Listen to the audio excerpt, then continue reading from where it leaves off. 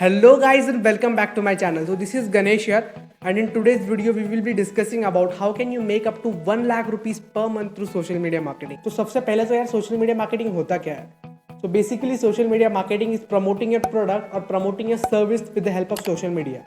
इसको आप दो तरीके से कर सकते हो. एक होता है पेड एडवर्टाइजिंग. तो पेड एडवर्टाइजिंग क्या होता है? So basically पेड एडवर्टाइजिंग ये होता है कि आप अपने प्रोडक्ट या सर्विस को बेचने के लिए एड्स रन करते हो. आप बहुत सारे एड्स देखते होंगे इंस्टाग्राम पे, यूट्यूब पे. कोई अपने कोर्स बेच रहा होता है, कोई अपने कपड़े बेच रहा होता है, कोई अपने स्नीकर्स बेच रहा होता है. तो ये सब एक सोशल मीडिया मार्केटर कर रहा होता है एक कंपनी के लिए. पेड एडवर्टाइजिंग के थ्रू सेल्स लाना बहुत आसान हो जाता है क्योंकि आप अपने टारगेट ऑडियंस को ऐड दिखा सकते हो और आप उनको रीटारगेट भी कर सकते हो. अभी रीटारगेटिंग क्या होता है? फॉर एग्जाम्पल अगर मेरे को कोई ईयरफोन खरीदना है तो मैं पहले तो क्या करूंगा, मैं पहले गूगल पे जाकर देखूंगा which are the best earphone under my budget, right. उसके बाद गूगल मेरे को 4 या 5 वेबसाइट की लिस्टिंग दिखाएगा. तो मेरे को ईयरफोन की डिटेल्स देखने के लिए मेरे को वेबसाइट पे क्लिक करना पड़ेगा.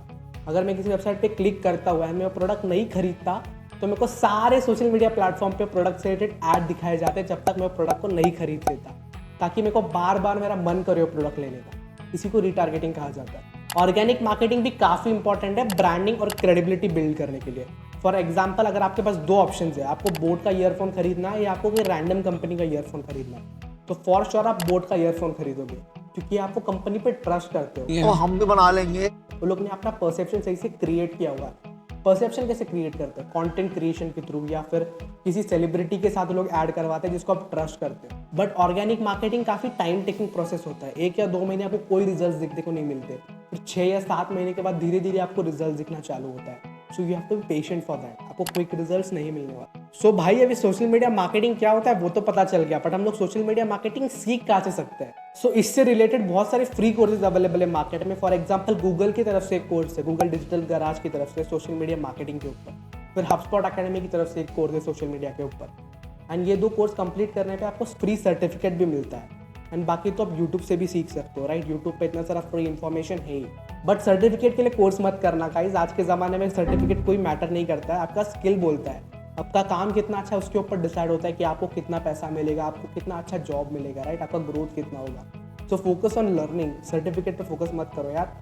सर्टिफिकेट जमा करके कुछ नहीं होने वाला आज के ज़माने में. एंड गाइज आपको इस कंटेंट कंजम्पशन के भी लूप में नहीं पड़ना है कि आप एक कोर्स कर रहे हो, फिर दूसरा कोर्स कर रहे हो, फिर तीसरा कोर्स कर रहे हो, पूरा दिन यूट्यूब पे स्क्रॉल करते जा रहे हो. इससे आप कहीं नहीं पहुंचने वाले.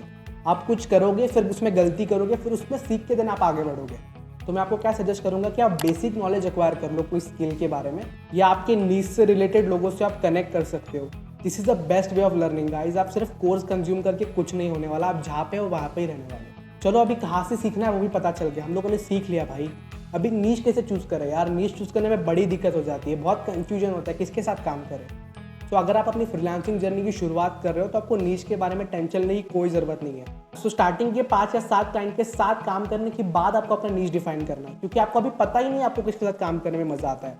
अगर आप 7 क्लाइंट जो अलग अलग इंडस्ट्रीज में उनके साथ काम करोगे तो आपको पता चलेगा कि इसके साथ काम करने में मेरा कोई इंटरेस्ट नहीं है. फॉर एग्जांपल मुझे सलून के साथ काम नहीं करना है, मुझे सिर्फ रियल एस्टेट एजेंट के साथ काम करना है. तो वही है भाई, आप करो फिर उसके बाद आप डिसीजन ले पाओगे, राइट. आप स्टार्टिंग में तो किसी को सपना आने वाला है नहीं ये मेरा नीश है, तो आपको पहले करना पड़ेगा. पहले 5 या 7 क्लाइंट के साथ काम कर लो, देन आप बेटर डिसीजंस ले पाओगे, right. And when it come to niching down, लोगों में एक और माइंड ब्लॉक आ जाता है कि अगर मैं एक स्पेसिफिक इंडस्ट्री को टारगेट करूँ तो I will be missing out on so much opportunities, क्योंकि इतने सारे इंडस्ट्रीज है, वो भी तो मेरे क्लाइंट बन सकते हैं. But that's not the right way of going about it. अगर आप अपने आप को नीच डाउन कर रहे हो तो आप अपने आप को पोजीशन कर रहे हो as an expert of a particular industry.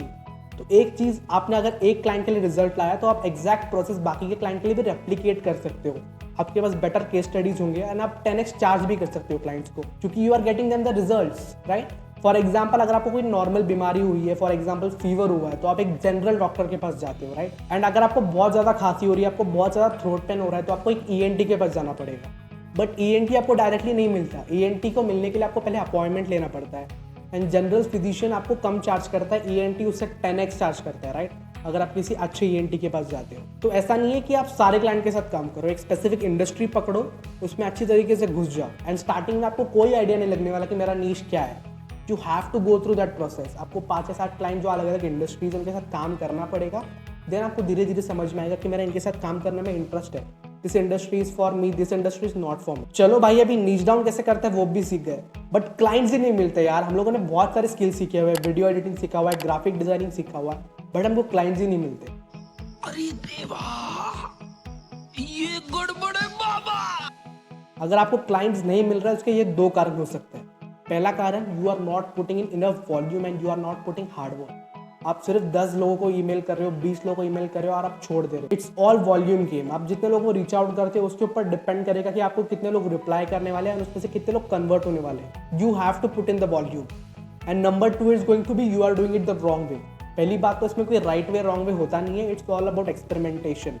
आपके लिए कोई प्लेटफॉर्म काम करेगा, कोई प्लेटफॉर्म काम नहीं करेगा, तो आपको एक्सपेरिमेंट करके देखना पड़ेगा। स्टार्टिंग में तो आपको सारी जगह पे अकाउंट बनाना है। फाइवर पे भी अकाउंट बनाना है, अपवर्क पे भी बनाना है, freelancer.com पे भी बनाना है, लिंक्डइन पे भी बनाओ, फेसबुक ग्रुप भी ट्राई करो। पहले तो सब ट्राई कर लो, फिर आपके लिए जो काम कर रहा है उस पर डबल डाउन करना है। ऐसा नहीं कि एक प्लेटफॉर्म पकड़ा, मेरे लिए काम नहीं कर रहा, भाई ये काम मेरे लिए होगा ही नहीं, मैं निकम्मा हूँ, ऐसा नहीं होता।